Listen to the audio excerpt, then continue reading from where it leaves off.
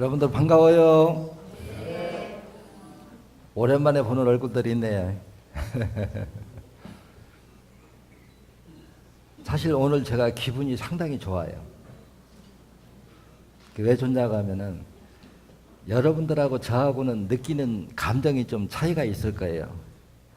사실 저 같은 사람은 스트레스 엄청 받아요. 왜 스트레스를 많이 받느냐? 우리가 사회를 하는 사람들이 100%다 좋아질까요? 그건 아니죠. 이걸 한다고 해도 절대 100%다 완치될 수는 없는데, 예를 들어서 100명이 사회를 하면은 한 3명쯤은, 2~3명쯤은 상당히 증세도 심하고 회복도 잘 안 되고, 그래가지고 마음속으로 늘 이렇게 뭔가 좀 잘못하면 저 사람 놓칠 수도 있겠다, 안 될 수도 있겠다, 이런 조바심이 다른 사람에 비해서 엄청 많이 중압감이 가질 수밖에 없어요. 근데 살다 보면 좋아지려고 하니까 이 시점에 와서 그런 사람들 한 4명이 동시에 좋아져 버렸어요. 그러니까 제 입장에서는 큰 짐 덜었다. 근데 그게 사회를 근 2년 동안을 해서 회복이 됐어요. 그래서 본인도 하는 얘기가 그렇게 얘기하면, 선생님 이거 믿음이 없으면 실제 이거 못합니다 하는데, 나는 오히려 대리점장한테 고생했다고 오히려 내가 인사를 하고 싶어요. 왜냐하면 그렇게 오랫동안 회복이 안 되고 이러면 엄청나게 시달리거든요. 근데 그거를 이해를 시키고 또 이해를 못 시키면 산에 나한테 보내오면 내가 또 이해를 시키고 이래가지고 한 2년 되니까 이제 좋아져도 이제 살만합니다. 근데 그 병이 뭐냐? 후굴고라증. 무슨 병인 줄 알아요? 후굴고라증이라고 하는 거는 꽁지뼈 있는 데 있죠. 뼈가 이렇게 녹아가지고 주저앉는 병과 인대가 엉겨붙은 병이에요. 그래갖고 하체가 마비됐거든요. 그래서 나 역시도 이런 병이 이게 100% 완치가, 그래서 한 3개월 정도 해보고 좋아지면 이어서 하고, 나빠지면은 호전 반응이 안 나타나면은 더 좋은 방법 찾아와야 될 거다. 근데 내 머리로 생각을 해보면 이 방법 외에는 수술로 한다고 해도 될 수 있는 병도 아니고 도저히 불가능한 병이거든요. 근데 이제 어느 정도 회복이 되니까 본인 입으로 그런 얘기예요. 그래도 그동안에 조금은 좋아졌기 때문에 포기를 안 했다는 거예요. 한꺼번에 이렇게 확 좋아지지는 않았지만은. 근데 이런 환자들이, 아주 상태가 심한 환자들이 4명이 있었는데, 이제 여러분들은 여기 이렇게 오면 어때요? 그 애 먹는 사람들 보면은 이제 어떻다고 상태를 얘기해주고 싶잖아요. 그럼 나는 이제 그 소식 한꺼번에 여기서 종합해서 듣는 날이 또 오늘이기도 해요. 그래서 이런 소식을 들으면 그래도 역시 내 생각이 틀리지 않았구나, 좀 보람을 느끼죠. 그래서 결국은 이걸 해보면은 믿음과 의지력이에요. 그래서 내가 자주 하는 말이 있거든요. 신천어와 절대 쉽다고 생각하지 말아라. 우리가 의술을 한다고 하면은 세계적으로 머리가 가장 뛰어난 사람들이 의술을 하는데, 그 뛰어난 사람들이 전 세계인이 못 고치는 병을 고치려고 만들어 놓은 방법이 어떻게 쉽다고 생각할 수 있느냐. 맞죠? 그래서 나도 이렇게 개개인적으로 어떤 때 이렇게 많은 사람들을 접하다 보면 뭐를 느끼는 거 아니에요? 여러분들이 내 입장이 된다고 해도 내가 설명을 한번 다 해주려고 하면은 적어도 1000시간 가까이는 강의를 해줘야 될 겁니다. 근데 한 사람한테 30분 만에 그 설명을 다 해줄 방법이 있을까요? 그건 그냥 해보나 마나 불가능하다는 답은 나와 있거든요. 근데 또 다른 쪽으로 생각해 보세요. 기존의 방법으로 나을 수 있다고 하면 이 방법 할 필요 없어요. 또 기존 방법하고 이 방법하고 똑같다고 하면 이게 아무런 또 가치가 없어요. 또 다르기 때문에 이거를 해야 되고요. 근데 이제 저 역시도 할 말은 뭐가 있느냐. 신천하학이 기존에 남들이 다 고치는 병을 고치기 위해서 출발된 학문이에요? 아니면 현대의학 가지고 도저히 안 되는 환자를 치료하기 위해서 연구한 학문이에요? 기존 방법 갖고는 안 되는 환자들을 치료하기 위해서 연구한 방법이 신천의학이란 말이에요. 근데 이거를 설명을 해주려고 하면은 적어도 1000시간은 해줘야 되고, 오늘도 여기 특강이지만 기존에 강사들도 있고 초보자들도 있고 섞여 있단 말이에요. 그러면 이 한 2시간 남짓 강의에 어떤 강의를 해줘야 될까? 또 이게 문제고, 내 말이 한번 여러분들이 객관적인 시각에서 들어보세요. 병원에 가면 약의 종류가 아주 많죠. 근데 의사들은 그 만드는 약이 어떻게 만들어지는지 만드는 방법을 다 배우라고 하면 배울 수 있을까요? 여러분들 생각에도 불가능하죠. 그거는 사람의 머리로서 공부할 수 있는 게 한계점이 있단 말이에요. 전부 다 각자 소질이 다르기 때문에. 그렇지만 의사로서는 어떠냐, 그 제품을 어느 증세에 얼만큼 쓰면 된다고 하는 거, 그것만 배우면 그 약은 사용할 수가 있어요. 그러면 신천의학은 어떨까요? 여기서 제가 여러분들이 아마 내 공부를 내가 처방하게 대해서 한 달만 가르치면 여러분들 탄복할 겁니다. 사람의 머릿속에도 저런 기발한 아이디어를 만들어서, 그동안에 여러분들 철보양 좀 상당히 많이 먹어봤죠? 제가 철보양 만든다고 입으로 얘기한다고 한 게 그 10년 만에 만들었어요. 맞죠? 근데 내가 만들어가지고 시제품 딱 내놓으면서 처음에 해준 얘기 있습니다. 뭐가 있느냐. 일주일 간격으로 300cc를 빼든 500cc를 빼든 거기에 필요한 철분은 넘친 만큼 많이 들어있다. 그 속에. 근데 철분은 소화도 잘 안 되고 흡수가 잘 안 되는 성분이에요. 그래서 장 기능이 좋은 사람한테는 그것만 먹고도 충분히 될 거고, 장 기능이 나쁜 사람한테는 그걸 먹으면 철분제 맞는 거는 좀 줄일 수도 있을 것이다. 이렇게 얘기했죠. 그래서 이제 먹어보고 따지자 그랬어요. 그러니까 우리 직원 한 명은 웃어요. 왜냐하면 보통 우리가 어떤 제품을 만들어내면 임상 실험을 다 거치고 만들어내잖아요. 근데 나는 거꾸로 한단 말이에요. 내가 언제쯤 이거 만들 건데 만들어 놓으면 이런 결론이 나올 것이다 하고 얘기해 놓고서는 그냥 한번 만들어서 내놓고 먹어보고 판단해라. 근데 내 말 어때요? 그대로 적중했죠. 그래서 통계를 내보면 10명 중에 한 60% 정도는 그것만 먹고도 피부적 안 와요.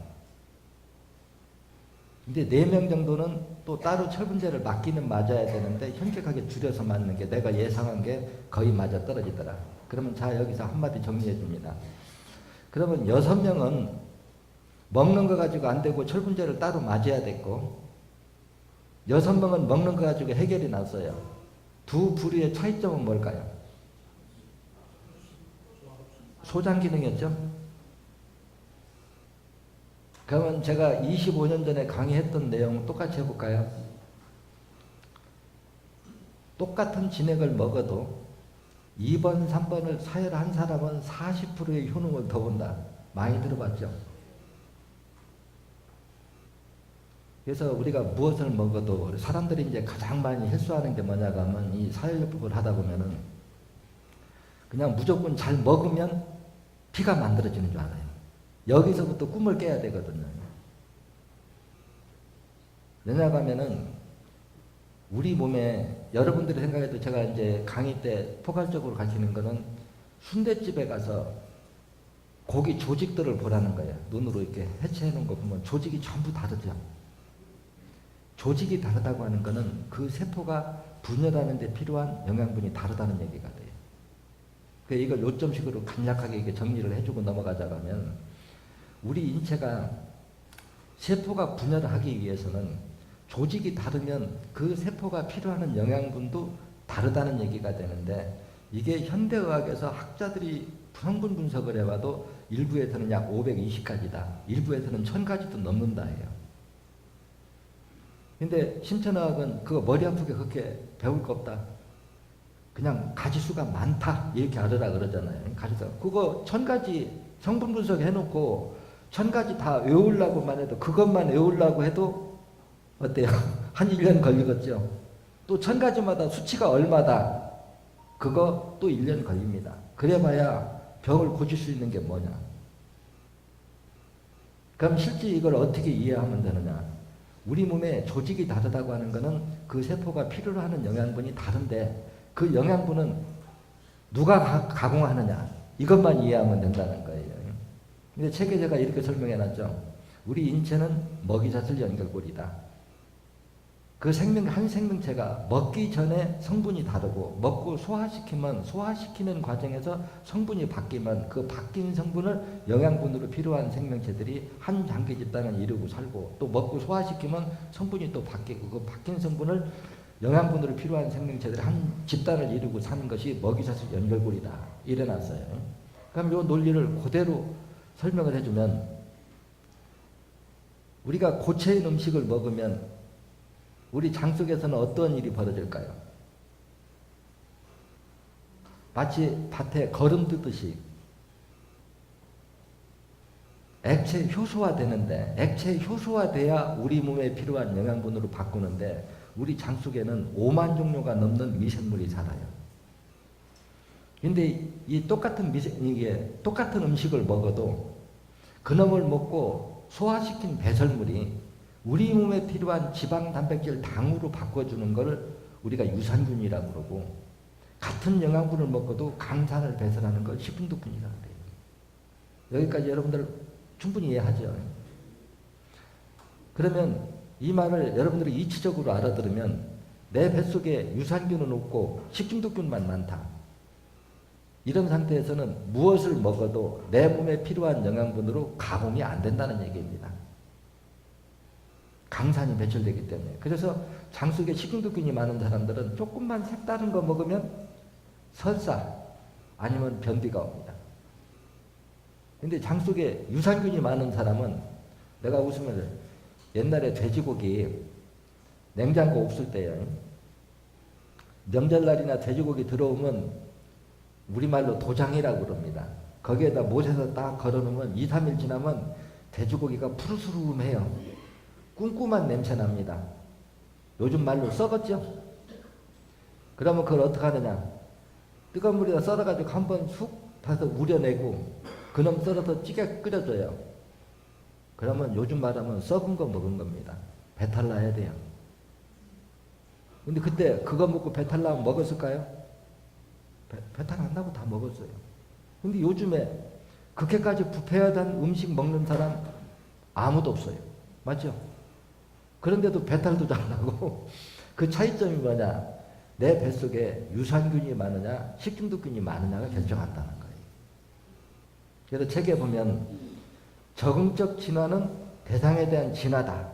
이 말이 상당히 여러분들은 깊이 있게 생각해야 돼요. 뭐냐? 우리 몸을 이롭게 하는 유산균은 우리 몸속에서 오랫동안 공생을 했잖아요. 그래서 아랫배의 온도가 36.5도가 되면은 유산균이 왕성한 활동을 할 수 있는 환경이 되는 거고, 피가 못 돌아서 아랫배의 온도가 떨어지면 유산균은 없어지고 식중독균만 왕성해져요. 이게 왜 중요하느냐?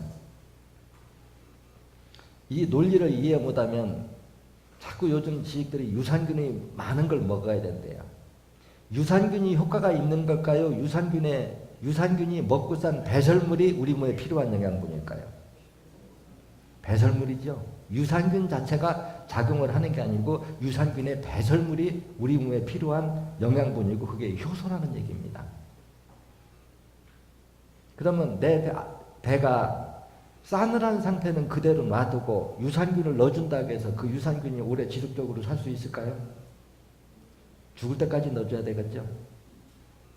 그런데 2번, 3번을 자꾸 빼서 아랫배가 따뜻하게 해주면 어떻게 될 거냐? 내버려둬도 식중독균은 지가 없어지고 유산균이 늘어난다는 거예요. 이게 인체의 생리 구조라는 겁니다. 그래서 어때요? 2번, 3번을 가장 사일요법의 책에 보면 먼저 강조하고 3번 혈 이름도 뿌리혈이라. 영양분을 흡수하는데 도움이 되는 혈이다. 이렇게 놨거든요. 그래서 3번을 제대로 안 빼면 같은 제품을 먹어도 흡수하는 능력이 상당히 떨어진다는 것을 여러분들이 알고 계셔야 돼요. 그 다음에 어때요? 사회라는 사람들은 2번, 3번을 왜 열심히 빼야 되는가 하는 거는 이제 답이 나온 거예요. 그 다음에 이렇게 장에서 흡수를 해놔도 혈액 속의 산도가 높아지면 산화작용이 모든 걸 녹여 없애버려요. 이게 현대학으로 무슨 병일까요? 두 가지로 보일 수 있습니다. 악성 빈혈 아니면 재생불량성 빈혈. 재생불량성 빈혈이라고 하는 것은 말 그대로 피가 안 만들어지는 병입니다. 근데 여러분 지금 재생불량성 빈혈 지구상에서 완치하는 학문이 있어요? 없죠? 네. 그러면 전 세계적으로 재생불량성 빈혈은 치료가 불가능하다. 재생불량성 환자들한테는 수혈을 해줘도 한두 달 지나면 녹아서 없어져 버리고 다시 빈혈로 원위치로 갑니다. 제가 왜 이 얘기를 하느냐. 이 공부를 제대로 이해를 못하면 빈혈 환자는 피가 부족한 사람이잖아요. 피가 부족한데 사혈하면 피가 더 부족할 거 아니냐. 이거는 학교로 말하면 초딩 수준의 생각이라는 거예요. 우리가 재생불량성 빈혈이 왔다는 것은 결과고 반드시 결과에 대한 원인이 있거든요. 근데 이 원인 진단을 알려가면은 생리이치와 화학 반응의 이치 진단 시각이 없으면 이거를 이해할 수가 없어요. 최근에 일어난 현상들에 대해서도요. 여러분들이 이제 사회요법을 배우고 이제 강사가 되고 남을 지도하려고 하면은 우리 몸에서 일어나는 현상들에 대해서 여러분들이 완벽하게 이해를 해야 돼요. 근데 이제 그 환자가 오늘도 오전에 1순위로 와서 얼굴을 보여주고 저한테 조언을 좀 구하더라고요. 내가 처음 올 때부터 뭐라고 그랬는 거 아니에요? 이 환자는 고혈압, 당뇨, 협심증, 뇌경색, 체중은 85kg. 상태가 어떨까요? 협심증은 원래 걷지도 못하고 뇌경색은 언어장애 오고 걷지도 못하고 언어도 못하고 몸에 비대죠. 근데 초등학교 때부터 몸이 아파가지고 지금 한 55세 정도 한 60세 가까이 됐겠네. 그래갖고 한계점이 왔는데 내가 일반적으로 이 정도 상태에서는 그냥 빼서는 이건 끝이 안 난다.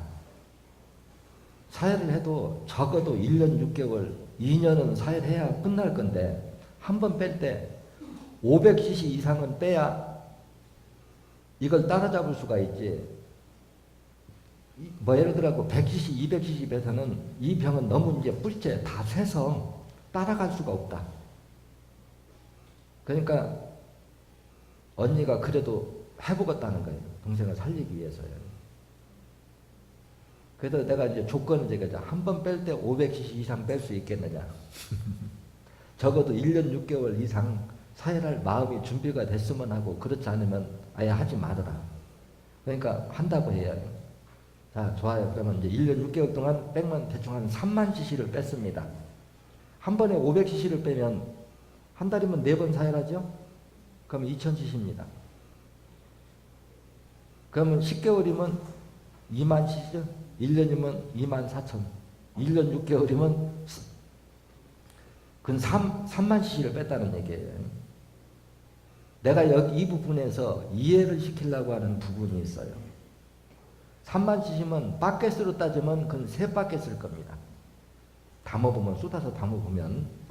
그러면 그 환자가 아팠을 때 몸에 3바켓의 어혈이 있었겠느냐? 여러분들 생각이 어때요? 그 많은 양 없었습니다. 근데 왜 3바켓가 나왔겠느냐? 그걸 빼서는 나왔어요. 근데 여러분들이 이 신천의학을 제대로 이해했으면 제가 밤낮 똑같은 얘기로 하는 말이 있어요. 어혈은 왜 생긴다고 설명하죠? 신장과 간 기능이 떨어진 합병증으로 어혈이 생긴다 그러죠. 그래 신장 기능이 떨어지면 고지혈증이 되고 간 기능이 떨어지면 고지혈증이 혈질이 응고된 게 혈전이고 어혈이다. 이렇게 설명을 한단 말이에요. 이 말을 이치적으로 들으면 신장과 간 기능이 회복되기 전에는 끊임없이 밤이고 낮이고 어혈이 만들어진다 소리예요. 만들어지면서 빼면서 만들어지면서 빼면서 하니까 그 많은 양이 쇠파켓스가 나온 거지 내 몸에 머물러 있던 게 그렇게 많은 건 아니라는 얘기입니다. 그러면 이 말 속에 어떤 뜻이 또 도사리고 있느냐. 막힌 건 빼내서 피가 도니까 우선은 좋아졌어요. 새로운 어혈이 또 막으면 어떨까요? 재활이겠죠. 그러면 한번 뚫은 데가 다시 안 막히려고 하면은 새로운 어혈을 못 만들어지게 해야 돼요. 그러면 어느 장기를 회복시켜야 될까요? 신장과 간이죠. 신장과 간 기능이 떨어진 합병증으로 어혈이 만들어졌다면, 그래서 책에는 제가 뭐라고 써놨느냐, 신장과 간 기능이 떨어진 합병증으로 생긴 어혈이 우리 인체의 어느 부위를 막느냐에 따라서 질병의 이름이 달라진다. 함축시키면 이 말 가지고 끝나요. 근데 이거를 연기해서 풀면은 혈관이 막혀서 피가 못 돈다. 물로 말하면 고인물입니다. 맞죠? 고인물은 그대로 있어요. 시간이 지나면 자꾸 썩어요. 지나면 썩죠. 그래서 내가 썩는 과정을 산의 강도로 따져서 약산, 중산, 강산하면서 술을 담았을 때 막걸리 정도의 산도를 요산, 약산이라고 한다.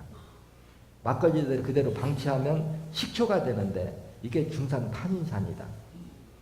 식초가 되는데도 그대로 방치하면 썩어버려요. 썩으면 그게 바로 강산이다. 그러면 산의 이 강도에 따라서 약산은 혈액 속에 산소를 고갈시켜서 고지혈증을 유발시키고 만성피로를 유발시키고, 중산은 혈액 속에 지방 단백질을 응고시킨다. 이게 바로 어혈을 만드는 거거든요. 그래서 이 어혈이 만들어지는 것도 여러분들이 명쾌하게 이해하고 있으면 돼요. 그 해답은 뭐냐? 항상 지방 단백질은 산과 화학 반응을 일으키면 응고되게 돼 있다. 우리 혈액이 90% 이상이 지방 단백질이고 우유의 성분이 지방 단백질이다. 우유에다 식초를 넣어봐요. 어떻게 돼요? 우유 속에 지방 단백질 응고되죠? 근데 식초만 응고되느냐? 그렇지 않아요. 흰과일, 떡은 과일을 꾹 짜갖고 우유 속에다 넣으면 어떨까요? 식초 넣은 거와 똑같은 현상이 일어납니다. 이게 생리이치거든요. 화학반응의 이치거든요. 그러면 여러분들 지금까지 강의 들으면서 간이 먹어치워야 될 성분이 뭐라고 배웠어요? 시구, 떨구, 쓰고, 아리고 탄인상을 먹이로 먹고 소화시킨 배설물이 쓸개 담즙이다 이렇게 얘기하죠. 그러면 간 기능이 떨어졌다고 하는 것은 간이 혈액 속에 있는 탄인산을 못 먹어치웠다는 얘기예요. 그렇죠? 그럼 못 먹어치운 만큼 시간이 지나면 어떨까요? 수치가 자꾸 높아지겠죠. 그래서 그 탄인산이 혈액 속의 지방 단백질과 화학 반응을 일으키면 응고된 것이 바로 혈전이고 그게 바로 어혈이라는 거예요. 그래서 이것이 이제 고지혈증이 되면은 산소 부족에서 늘어나면 응고되기도 하지만 응고되기 전에는 우리 체세포들이 어떠한 행동을 하느냐. 혈액이 뻑뻑해지면 피 흐름에 장애를 받겠죠. 우리 인체 체세포는 혈관이 막히면 자기가 죽는다는 사실을 알까요? 모를까요? 알죠. 그러면 스스로 해결하려고 하는 노력을 할까요? 안 할까요? 당연히 하죠. 그 고지혈증의 혈질, 지방 단백질을 혈관 밖으로 밀어냅니다. 그 밀어낸 물질이 산과 화학 반응을 일으켜서 응고된 게 바로 체지방이다. 이렇게 설명을 한단 말이에요. 그러면 우리가 고지혈증의 직접 원인은 뭐라고 배웠어요? 체세포가 소화 능력을 잃어서. 소화 능력을 왜 잃었어요? 혈액 속에 산소가 부족해서. 산소는 왜 부족했어요? 요산수치가 높아서. 요산수치는 왜 높아졌느냐? 신장 기능이 떨어져서. 이렇게 된단 말이에요. 그러면 고지혈증 비만은 어때요? 신장 기능이 떨어진 합병증이다. 이 말을 역으로 계산하면은 신장 기능을 회복시키면 살이 빠져야 된다. 이게 정답이에요. 그래서 제가 오늘 아침에 TV를 보면서 웃었어요. 모처럼 텔레비에서 제대로 된 방송을 하더라고요. 뭐를 하느냐. 소금이 우리 몸에 해독 기능이 있고 혈관을 깨끗하게 청소하는 기능이 있다. 그래서 간수 뺀 소금을 먹던가 죽염을 먹어라. 오늘 아침 방송에 나왔습니다. 이 얘기 제가 언제부터 하던가요? 그렇게 내가 몇십 년 동안을 얘기해도 씨알도 안 먹더니만 지금까지 계속 저염식해라 저염식해라. 저염식을 해서 우리 몸에 염분 농도가 떨어지면 내 몸에 세균 바이러스를 어서오시 하는 거예요. 그래서 이게 같은 사물도 생리 이치와 화학 반응의 이치로 진단하는 거와 우리가 성분학, 해부학, 통계학으로 접근하는 건 완전히 다르거든요. 그래서 제가 이 공부하고 여러분들이 이제 강사 과정까지 마치가면 내 말 속에 치료의 개념이라고 하는 걸 정확하게 이해하면 돼요. 치료의 개념이라고 하는 건 뭐냐? 병든 세포, 노후 세포, 수면 세포는 세포 분열을 통해서 떨어져 나가고 새로 분열된 건강한 세포가 자식 세포가 그 자리를 메우는 거. 이게 재생복원 치료라는 거예요. 신천하게 그걸 기준하게 되면은요. 근데 여러분들이 이제 이 공부를 배워보면 그냥 수면 세포 하면은 우리가 치료를 정리할 때 제 강의 테이프 들어보면 때로는 병든 세포라고 얘기했다가 수면 세포라고 얘기했다가 노후 세포라고 얘기했다가 제가 책에 보면 우리 몸을 이해할 때 이렇게 이해를 해놨죠. 우리 몸은 한 국가나 마찬가지다. 한 국가. 그러면 우리나라 나이를 보면 5,000년의 역사를 가지고 있죠. 그러면 우리나라는 5,000살이라는 얘기입니다. 근데 국민 개개인으로 보면 지금 현재로 보면 8, 90년 살면 노인은 죽고 자식이 그 자리를 메우고 노인이 죽은 만큼 자식이 나오고 함께 매일 죽고 매일 태어나도 5천만 원 유지하고 있죠. 우리 몸도 그렇다는 얘기예요. 이 120조 만이나 되는 세포들이 매일 죽고 매일 태어나는데 우리 몸이 정상이라고 하면은 체세포의 한 마리가 약 45일에서 80일을 살다라고 얘기해요. 그럼 이거는 정상세포예요. 그러면 40일이 넘은 세포는 어때요? 노후세포라고 봐야 되겠죠? 그리고 또 우리가 염증이나 산도가 높아서 산에 의해서 파괴된 세포는 우리가 병든 세포다. 이렇게 볼 수 있는데 수면세포는 뭘까? 이걸 푸는 게 심천의학의 치료 핵심입니다. 수면세포는 뭘까? 근데 이 수면세포는 일반적인 사람으로는 도저히 이해할 수가 없는 내용이에요. 여러분들이 언어로는 저한테 하도 수면세포라는 얘기를 많이 들어서 그게 뭐가 과연 있을까 하는데 여러분들이 이제 강사 교육 정도 되면 수면세포에 대해서 정확히 설명을 해줄 줄 알아야 돼요. 그래서 이거는 얘기를 하면 길어지기 때문에 제가 헤드라인만 이렇게 조금 이렇게 정리를 해주면 그렇거든요. 제 강의 들어보면 희한한 소리 잘해요. 여러분들 우리가 눈으로 보면 식물, 동물, 곤충, 우리 인간, 작은 미생물 전부 다르죠. 근데 심천의학은 어떻게 얘기해요? 조상이 같다 이렇게 설명을 해요. 그렇죠? 태초에 하나의 생명체가 둘이 되고 둘이 넷이 되고 수많은 생명체가 태어났는데 혼자 사는 것보다는 둘보다는 여럿이 공생을 하는 게 삶의 방식이 편했는데 그 생명체들이 주변에 접하는 환경이 전부 달랐어요. 그러면 그 다른 환경에서 살기 편한 구조로 진화해서 유형이 달라졌을 뿐이지 원리는 똑같다. 이게 심천의학이 우리 인체나 자연의 생명체를 보는 시각이란 말이에요. 이걸 바탕으로 두고 제가 설명하는 내용을 들으면 이해가 쉬울 거예요. 이 산에 보면 저도 약초를 심는다고 산을 이제 많이 나무를 이제 뽑아놨어요. 근데 나무를 뽑고 보면 나무가 딱 우거졌을 적에는 산초나무가 별로 없습니다.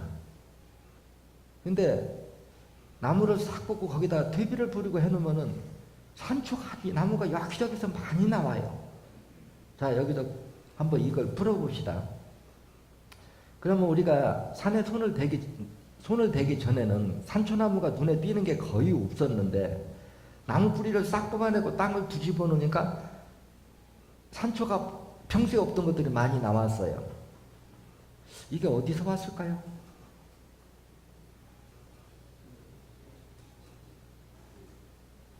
제가 뭐를 얘기해 주려고 하냐고 하면은 씨앗이라고 하는 게 땅속에 묻혀 있으면 이게 살 수 있는 환경이 안 되면 땅속에 깊이 묻혀면 수면 상태로 바뀝니다.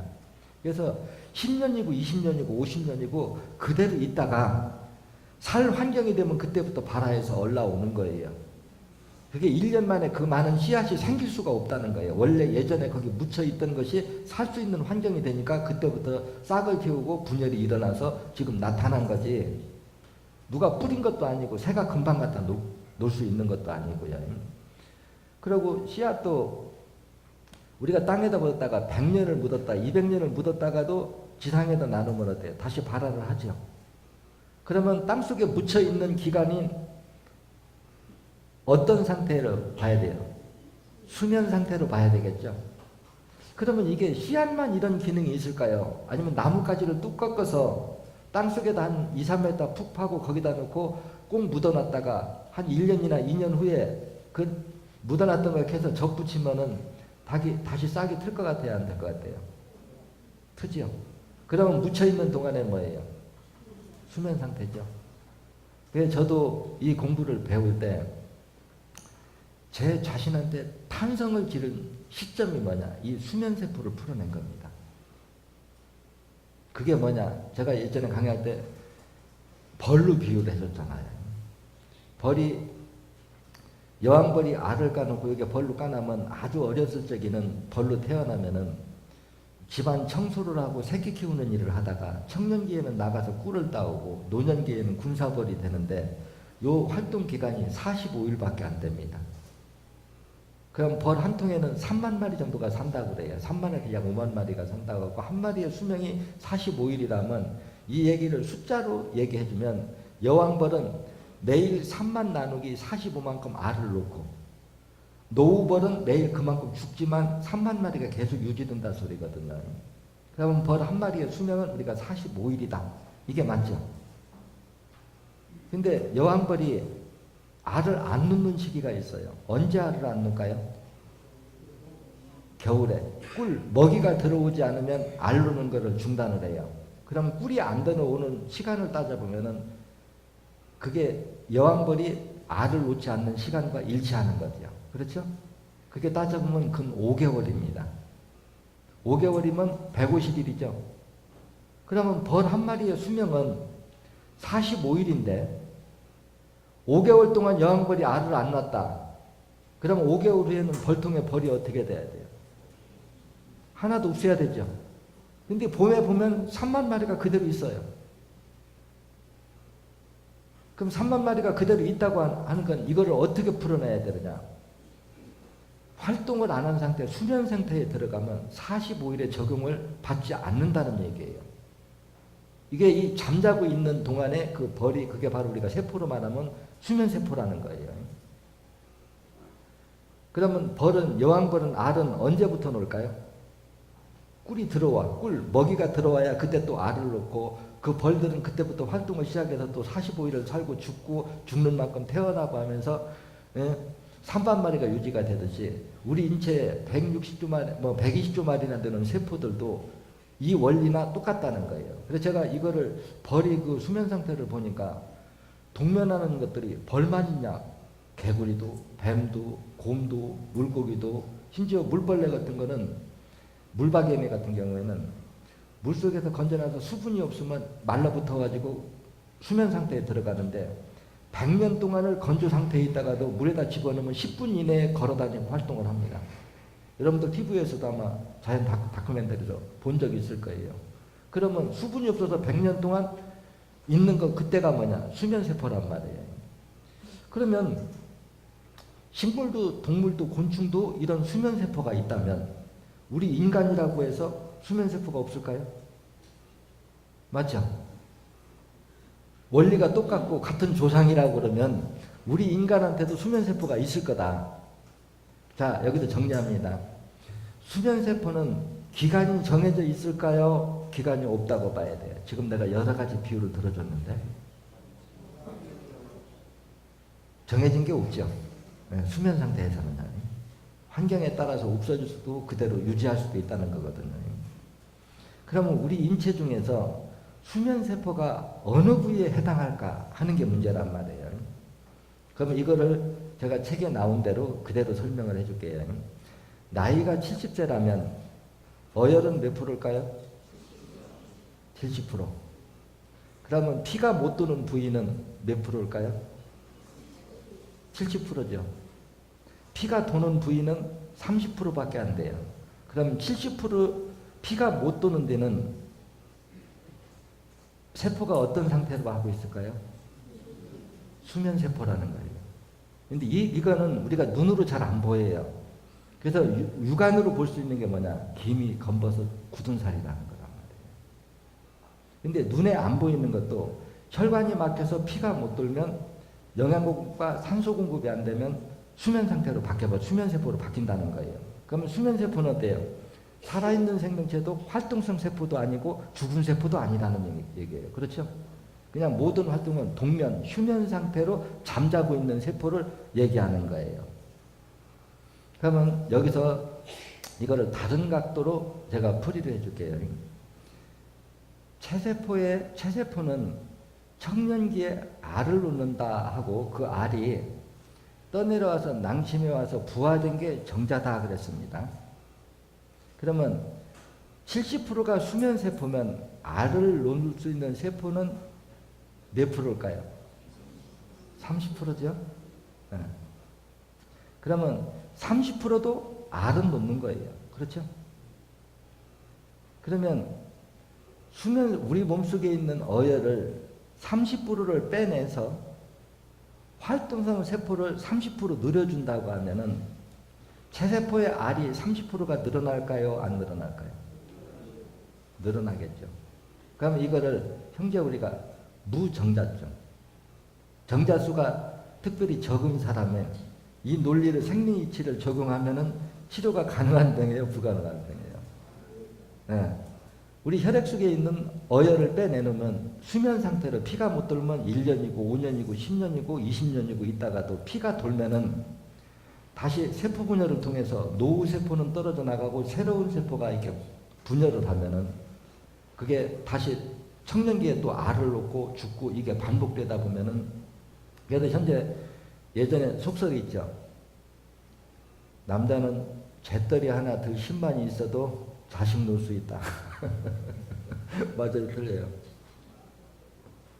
근데 여기서 이제 이런 이치를 풀어나갈 때 한번 여러분들 생각해 보세요.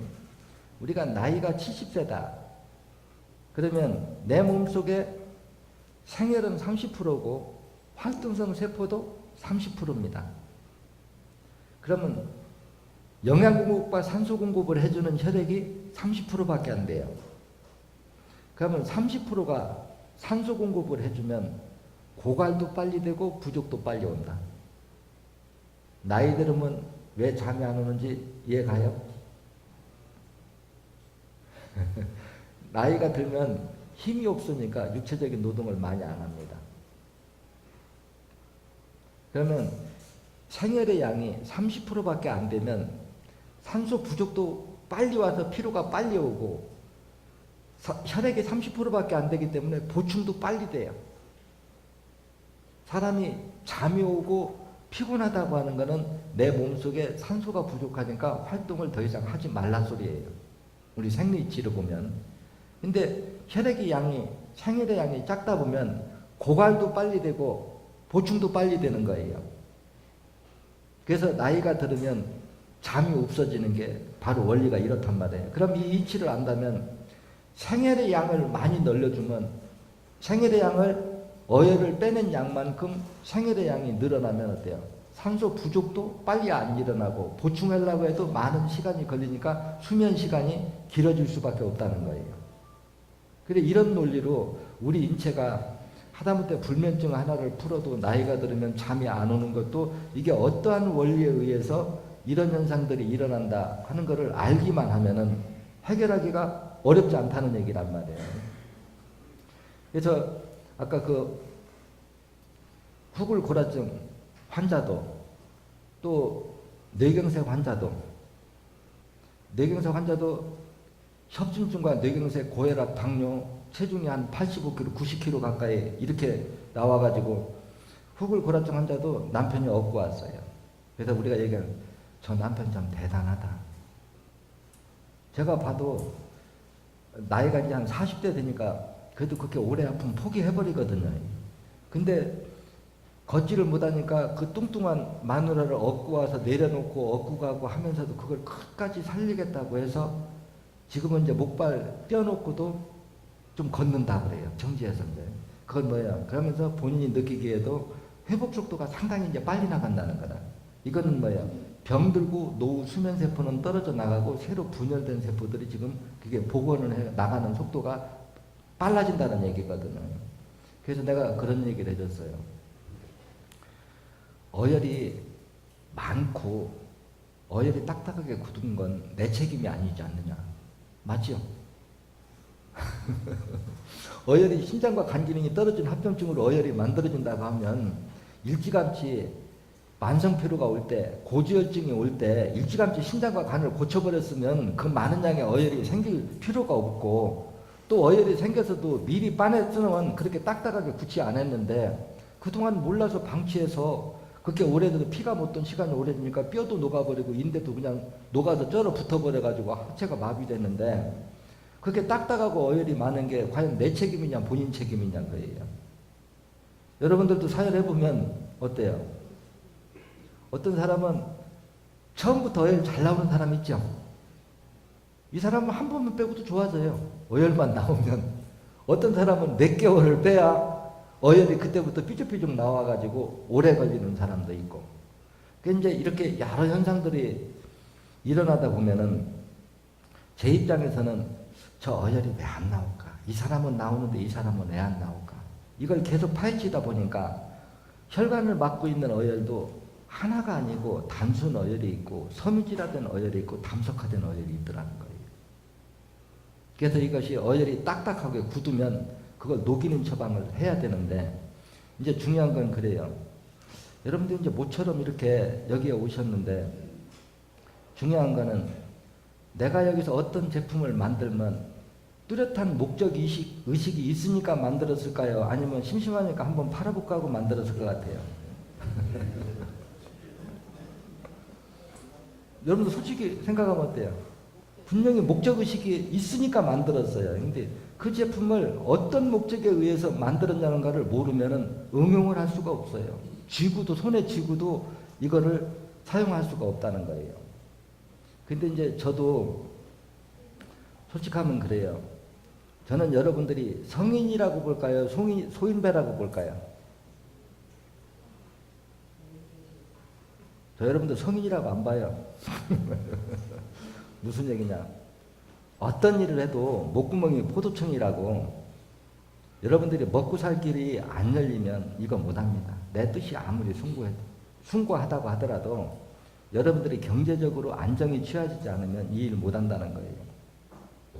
그러면은 우리가 사회를 하는 사람이 사회를 하기 위해서 필수적으로 먹어야 될 제품이 있고, 사회를 안 하고도 사회를 계속 끈질기게 할 수는 없잖아요. 그럼 어느 정도 사회를 하고 그 건강을 오랫동안 유지시키면서 사회를 안 하고 먹을 수 있는 제품을 두 가지로, 투탭으로 나가고 있거든요.